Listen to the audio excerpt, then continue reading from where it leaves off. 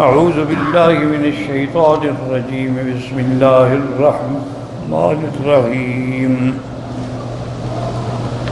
وما نتنزل إلا بأمر ربك له ما بين أيدينا وما خلفنا وما بين ذلك وما كان ربك نسيا رب السماوات والأرض وما بينهما فاعبده واصطبر لعبادته هل تعلم له سميا. قال المؤلف والمفسر رحمه الله تعالى أدام النفع بعلومه وعلومكم في الدارين آمين إلى أن قال. وقال ابن أبي حاتم حدثنا أحمد بن سنان قال حدثنا أبو معاوية قال حدث الأعمش عن مجاهد قال أبطأت الرسل على النبي صلى الله عليه وسلم ثم أتاه جبريل فقال له ما حبسك يا جبريل. اس روایت مبارک میں ہے کہ فرشتوں کا آنا یعنی جبریل کے آنے میں دیر ہو گئی، تاخیر ہو گئی. پھر جب جبریل علیہ السلام آئے تو حضور نے فرمایا کس وجہ سے تم اتنی دیر نہیں آئے؟ فقال جبریل کیف تأتیکم وانتم لا تقصون اظفارکم ولا تنقون براجمکم ولا تأخذون شواربکم ولا تستاقون. تو حضرت جبریل نے عرض کیا کہ حضور میں کیسے آؤں کہ لوگ جو ہیں وہ اپنے ناخن صاف نہیں کرتے، اپنے بدن کی صفائی نہیں کرتے، اپنی مونچھیں نہیں کٹواتے، مسواک نہیں کرتے، منہ سے ریحہ کریحہ آتی ہے، میں کیسے آ سکتا ہوں؟ ثم قرأ وما نتنزل الا بامر ربک، اور ہم نہیں اترتے مگر تیرے رب کے حکم سے الی آخر الآیہ. تو یہ قاعدہ ہے کہ اگر نعوذ باللہ انسان ان پاکی کا خیال نہ کرے تو فرشتے تو پاک ہوتے ہیں، معصوم ہوتے ہیں، پھر وہ نہیں آتے ہیں. اسی طرح جس گھر کے اندر گندی فلمیں ہوں، گندے فوٹو ہوں، گندی تصویریں ہوں، وہاں بھی فرشتے نہیں آتے. تو جب فرشتے نہیں آئیں گے مانا شیطان آئے گا، تو نتیجہ یہی نکلے گا کہ وہ گھر برباد ہو جاتے ہیں. آج گھروں کے اندر جو فتنے ہیں، جو جھگڑے ہیں، اس کا اصل سبب یہی ہے کہ ہم نے وہ جو نظافت آدھا ایمان ہے اس کو چھوڑ دیا ہے. وقد كان الطبراني حدثنا ابو عامر النحوي حدثنا محمد بن ابراهيم السوري حدثنا سليمان بن عبد الرحمن الدمشقي حدثنا اسماعيل بن عياش قال اخبرني سالبة بن مسلم عن ابي كعب مولى ابن عباس عن ابن عباس رضي الله عنهما عن النبي صلى الله عليه وسلم ان جبريل ابطأ عليه فذكر له ذلك فقال وكيف انتم لا تستنون ولا تقلمون اظفاركم ولا تقصون شواربكم ولا تنقون براجكم. تم صحیح استنجا نہیں کرتے ہو، ناخن نہیں کاٹتے ہو، مونچھیں نہیں کاٹتے ہو، اپنے منہ کو صاف نہیں رکھتے ہو، تو پھر اللہ کے فرشتے کیسے آ سکتے ہیں؟ تو معنی یہ ہے کہ حالانکہ حضور تو صاف رہتے تھے نا، لیکن اگر کسی اور میں بھی کوئی بات ہو تو اس وجہ سے بھی جبرائیل رک جاتے ہیں. ورنہ اللہ کے نبی تو ہمیشہ مسواک فرماتے تھے. آپ کی تو بلکہ عادت مبارک تھی کہ جب بھی نیند کھلتی تو اٹھ کے مسواک فرماتے تھے، کیونکہ مسواک جو ہے یہ ایک عظیم نعمت ہے. مطہرۃ للفم ومرضات للرب، یہ بندے کے منہ کو صاف کرتا ہے اور رب کو راضی کرتا ہے. حتیٰ کہ علماء نے جمع کیے ہیں کہ مسواک کرنے کی سنت پہ عمل کریں تو اس کا 70 فائدہ ہوتا ہے انسان کو، اور اس کا سب سے جو کم فائدہ ہے یہ ہے کہ اس کا خاتمہ ایمان پہ ہوگا. تو اس لیے مسواک کو تو انسان یعنی اپنا اوڑھنا بچھونا بنائے.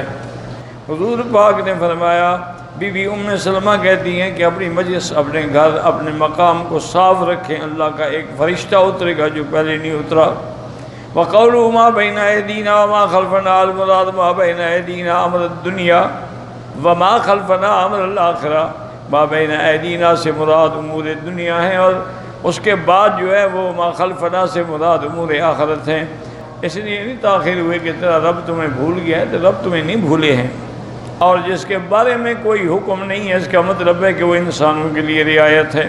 فإن اللہ لم یکن ینسیٰ شیئا، یہ نہیں کہ نعوذ باللہ اللہ بھول گئے، بلکہ اللہ نے رعایت کے طور پہ بعض چیزوں کا ذکر نہیں فرمایا۔ اسی کو وہ خالق آسمانوں اور زمینوں کا اور مدبر ہے اور حاکم ہے، متصرف ہے، اس کے حکم کو کوئی ٹال نہیں سکتا۔ فَاعْبُدْهُ وَاسْتَبِرْ لِعِبَادَتِهِ هَلْ تَعْلَمُ لَهُ سَمِيًّا، آپ خالص اللہ کی عبادت کریں اور اسی عبادت پہ جمے رہیں۔ کیا اللہ کے برابر کوئی اور ہے؟ سمیع معنی شبیہن، کیونکہ اس کی تو ذات ایسی ہے کہ لا مثل له ولا مثال له ولا مثیل له ولا مماثل له۔ وَكَذَلِكَ قَالَ مُجَاهِدٌ وَسَعِيدٌ وَجُبَيرٌ وَقَتَادَةُ وَابْنُ جُرَيْجٍ وَغَيْرِهِمْ وَقَالَ ابْنُ عَبَّاسٍ لَيْسَ أَحَدٌ يُسَمَّى الرَّحْمَنُ غَيْرُهُ تَبَارَكَ وَتَعَالَى وَتَقَدَّسَ اسْمُهُ، کسی اور کا نام رحمان نہیں اللہ کے ماں سوا، اسی کی ذات جو ہے وہ پاک ہے اور منزہ ہے۔ لہٰذا یہ ہمارے ہاں ایک بہت بڑی غلطی ہے کہ کسی کا نام عبد الرحمن ہو تو صرف کہیں گے رحمان رحمان، یہ ناجائز ہے، اس کو عبد الرحمن کہنا چاہیے۔ اگر نام عبد الخالق ہے جی خالق صاحب ادھر آئیں، خالق کہنا، خالق تو اللہ کی ذات ہے، یہ بندہ ہے، انسان ہے، خالق ہے، تو اس کو ہمیشہ عبد الخالق کہیں، عبد المالک کہیں، عبد الرحیم کہیں، عبد الکریم کہیں۔ صرف رحیم کہنا، کریم کہنا، خالق کہنا، مالک کہنا جو ہے وہ شریعت میں جائز نہیں ہے۔ اللہ تبارک و تعالیٰ تعجب فرماتے ہیں کہ دیکھو یہ بندہ انکار کرتا ہے کہ میں مرنے کے بعد کیسے اٹھوں گا، میں مر گیا، مٹی میں مل گیا، ہڈیاں گل سڑ گئیں، کیسے دوبارہ زندہ ہوں گے؟ اللہ نے فرمایا عجیب آدمی، تم اپنے پیدائش کو بھول گئے، جب اللہ نے تمہیں پیدا کیا تمہارا وجود بھی نہیں تھا، اب تو چلو تمہارا وجود تو ہے نا۔ وَإِن تَعْجَبْ قَوْلُهُمْ أَإِذَا كُنَّا تُرَابًا أَإِنَّا لَفِي خَلْقٍ جَدِيدٍ، جب ہم مٹی ہو جائیں گے تو کیا ہمیں دوبارہ اٹھایا جائے گا؟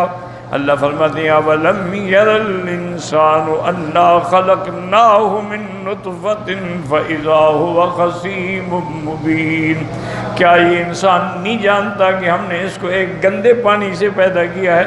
اب یہ خدا کے سامنے کھڑ کے جھگڑے کرتا ہے۔ وَضَرَبَ لَنَا مَثَلًا وَنَسِيَ خَلْقَهُ، اور مثالیں دیتا ہے کہ دیکھو جی ہڈی بوسیدہ ہو گئی، دوبارہ کیسے زندہ ہوگی؟ یہ بھول گیا کہ ہم نے اس کو پیدا کیا ہے۔ قال من یحیی العظام وہی رمیم، کون ان ہڈیوں کو دوبارہ اٹھائے گا جب وہ ریزہ ریزہ ہو جائیں گی؟ قل یحییھا الذی انشأھا اول مرۃ وہو بکل خلق علیم، اللہ نے فرمایا میرے معبود کو کہہ دو کہ وہی ذات اٹھائے گی جس نے تمہیں پہلے پیدا کیا ہے، اور ان کو اپنی مخلوق کے ذرے ذرے کا علم ہے۔ اللہ کو چھوڑ کے جن کی عبادت کرتے تھے ہم ان سب کو بھی قیامت والے دن اٹھائیں گے۔ ثم لنحضرنہم حول جہنم جثیا، پھر ان سب کو ہم جہنم کے ارد گرد بٹھائیں گے۔ جثین معنی ایک معنی ہے گھٹنے کے بل گرنا، ایک معنی ہے بیٹھنا۔ وَتَرَىٰ كُلُّ أُمَّةٍ جَاثِيَةً، فی قول جثیہ یعنی قیاماً، وَرَوَيْعَنْ مُرْتَى الْمُسْلِمُ ثُمَّ لَنَنزِعَنَّ مِنْ كُلِّ شِيَّةٍ، پھر اللہ پاک ہر شیعہ بنا فرقہ امت جماعت اس سے اس کو نکالیں گے جو زیادہ سرکش ہے، پہلے اس کو سزا دی جائے گی۔ پھر اللہ تعالیٰ ان کو پکڑیں گے جن کے جرم بڑے ہوں گے، پہلے ان کو سزا دیں گے۔ ثُمَّ لَنَنزِعَنَّ مِنْ كُلِّ شِيَّةٍ أَيُّهُمْ أَشَدُّ عَلَى الرَّحْمَنِ عِتِيًّا، أي ثم من أهل كل دين قادتهم ورؤساهم في الشر، اللہ فرماتے ہیں کہ پھر ہم ہر جماعت کے جو بڑے تھے نا، جو ان کے ہیڈ تھے، سردار تھے، جن نے گمراہ کیا، سب سے پہلے ہم ان کو پکڑیں گے۔ جب سارے جہنم میں پہنچ جائیں گے، جمع ہو جائیں گے، تو وہ جو پہلے ہیں وہ کہیں گے، پچھلے جو ہیں جن کو عبادت ان کے بارے میں کہیں گے کہ مولا انہوں نے ہمیں گمراہ کیا ہے، ان کو آپ دگنا عذاب دیں۔ اللہ پاک فرمائے لِكُلٍّ ضِعْفٌ، سب کے لیے دگنا عذاب ہے، بِمَا كُنْتُمْ تَكْسِبُونَ، بوجہ اس کے جو کچھ تم نے دنیا میں کمایا ہے۔ ثُمَّ لَنَحْنُ أَعْلَمُ بِالَّذِينَ هُمْ أَوْلَىٰ بِهَا صِلِيًّا، اللہ نے فرمایا پھر ہم جانتے ہیں کہ جلنے اور آگ کے اندر بھونے جانے کے سب سے زیادہ مستحق کون ہے۔ ثُمَّ هَٰؤْنَا لِعَطْفِ الْخَبَرِ عَلَى الْخَبَرِ والمراد انہ تعالی اعلم بمن یستحق من عباده اصحاب النار جہنم فیہا، اللہ جانتی ہے کہ کون جہنم کی آگ میں جلنے کا مستحق ہے۔ اللہ فرمائے ہم سب کو دوگنا عذاب دیں گے لیکن تم جانتے نہیں ہو، واللہ اعلم۔